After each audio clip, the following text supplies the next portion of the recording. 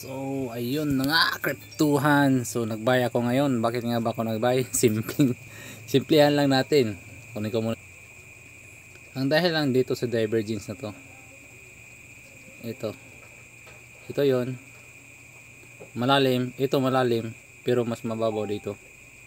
So expected ko abot itong price dito within this range. Ito sa 45.6 doon naabot ang presyo. So sana is doon siya abot, although wala to sa strategy na nung break to support. Pero kasi itong market na to is stop hunt siya, kaya ginagamit ko na lang dito is yung RSI. Baba siya, baba, pero in a bigger time frame, which is 1 day, malaki ang pagbaba nito. Ang dapat niyang pagbaba is dito hanggang dito, kung ito ang babasihan. Pero kung within 1 day, dalawang pagbaba tapos may blocking dito kasi siya nagbablock mayroong gustong bumbay dito kasi dito siya first nagpump resistance within this area.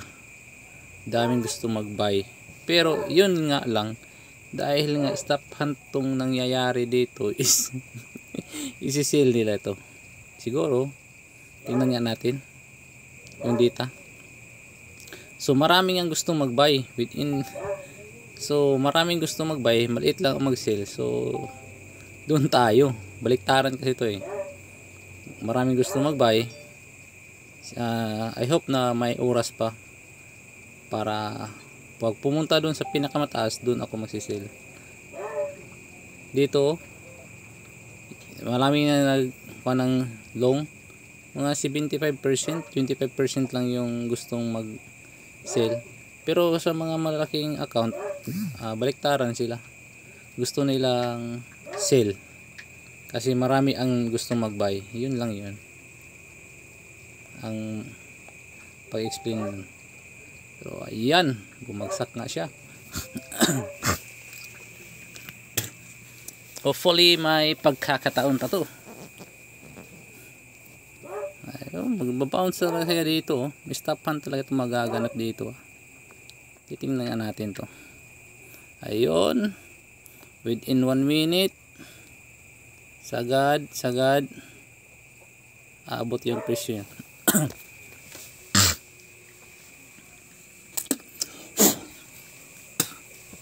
Ayan,